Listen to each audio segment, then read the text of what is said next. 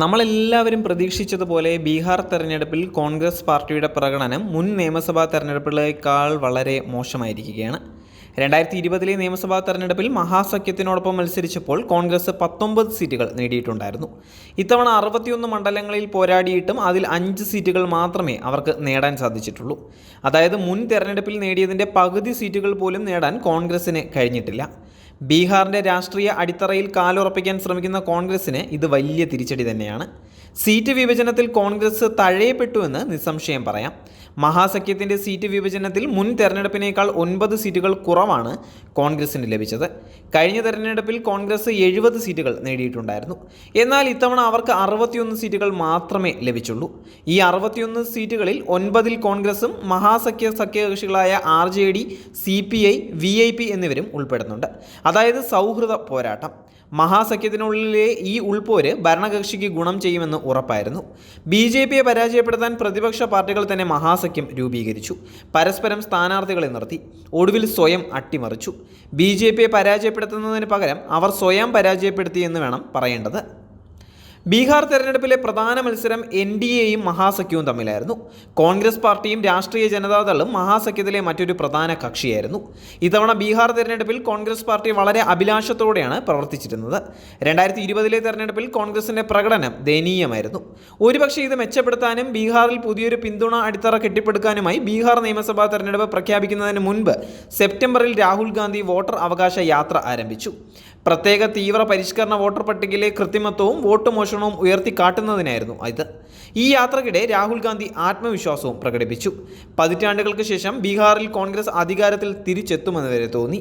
എന്നിരുന്നാലും മഹാസഖ്യത്തിനുള്ളിൽ സീറ്റ് വിഭജനത്തിൻ്റെ കാര്യത്തെ ചൊല്ലി കടുത്ത തർക്കം പൊട്ടിപ്പുറപ്പെടുകയായിരുന്നു. ഈ മത്സരത്തിൽ രാഷ്ട്രീയ ജനതാദൾ തങ്ങളുടെ ആധിപത്യം സ്ഥാപിച്ചു. അതേസമയം തന്നെ കോൺഗ്രസിൻ്റെ ആവേശം ക്ഷയിച്ചതായും തോന്നി. എന്നാൽ സർവ്വശക്തിയോടെ രാഹുൽ ഗാന്ധി NDAയ്ക്കും തെരഞ്ഞെടുപ്പ് കമ്മീഷനുമെതിരെ നിരവധി ആരോപണങ്ങൾ ഉന്നയിച്ചുകൊണ്ടേയിരുന്നു. ഹൈഡ്രജൻ ബോംബെന്ന് പറഞ്ഞുകൊണ്ടായിരുന്നു ഭീഷണിപ്പെടുത്തൽ. പക്ഷേ ഈ ആരോപണങ്ങൾ ബോധ്യപ്പെടുത്തുന്നതിൽ അദ്ദേഹം പരാജയപ്പെട്ടു. വോട്ട് മോഷണത്തെക്കുറിച്ചുള്ള അദ്ദേഹത്തിൻ്റെ ആരോപണങ്ങൾ കർണാടകയിലോ ഹരിയാനയിലോ ഉള്ള തെരഞ്ഞെടുപ്പുകളുമായി ബന്ധപ്പെട്ടിട്ടുള്ളതായിരുന്നു.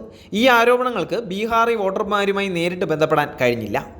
വോട്ടർ അവകാശ യാത്ര ബീഹാറിലെ കോൺഗ്രസ് പാർട്ടിക്ക് അനുകൂലമായ ഒരു അന്തരീക്ഷം സൃഷ്ടിച്ചിരുന്നു. എന്നാൽ തെരഞ്ഞെടുപ്പ് പ്രഖ്യാപിച്ചതിന് ശേഷം രാഹുൽ ബീഹാറിൽ നിന്നും അപ്രത്യക്ഷനായി.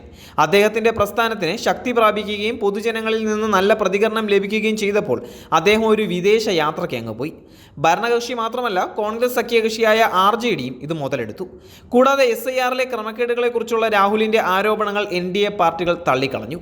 2020 നിയമസഭാ തെരഞ്ഞെടുപ്പിൽ കോൺഗ്രസ് 70 സീറ്റുകളിൽ മത്സരിച്ചുവെങ്കിൽ 19 സീറ്റുകളിൽ മാത്രമേ വിജയിച്ചിട്ടുണ്ടായിരുന്നുള്ളൂ.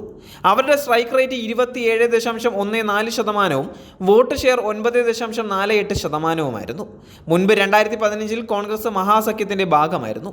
എന്നിട്ടും അവർക്ക് 6.66% വോട്ട് ഷെയർ മാത്രമേ ലഭിച്ചിട്ടുള്ളൂ. 2010 തെരഞ്ഞെടുപ്പിൽ സ്ഥിതി കൂടുതൽ മോശമാവുകയായിരുന്നു. പാർട്ടി 243 സീറ്റുകളിൽ മത്സരിക്കുകയും 4 എണ്ണം മാത്രം നേടുകയും ചെയ്തു. അവരുടെ സ്ട്രൈക്ക് റേറ്റ് 1.65%, വോട്ട് ഷെയർ 8.37%. ഈ നിയമസഭാ തെരഞ്ഞെടുപ്പിൽ കോൺഗ്രസിന് 10% വോട്ട് പോലും നേടാൻ കഴിഞ്ഞിട്ടില്ല. ഏതൊരു സംസ്ഥാനത്തും രാഷ്ട്രീയമായി പ്രസക്തി നിലനിർത്താൻ 10% വോട്ട് വീതം അത്യാവശ്യമാണ്. ബീഹാറിൽ ആകെ 243 നിയമസഭാ സീറ്റുകളാണുള്ളത്. ഇതിൽ 2 സീറ്റുകൾ പട്ടികവർഗ വിഭാഗത്തിനായി സംവരണം ചെയ്തിരിക്കുന്നു. 38 സീറ്റുകൾ പട്ടികജാതി വിഭാഗത്തിനായി സംവരണം ചെയ്തിരിക്കുന്നു. കാലാവധി അവസാനിക്കാനിരിക്കുന്ന നിയമസഭയിൽ NDAയ്ക്ക് 131 സീറ്റുകളുണ്ട്. ഇതിൽ BJPക്ക് 80 സീറ്റും JDUവിന് 45 സീറ്റും ഹിന്ദുസ്ഥാൻ അവാം മോർച്ചയ്ക്ക് 4 സീറ്റും 2 സ്വതന്ത്രരും ഉൾപ്പെടുന്നു.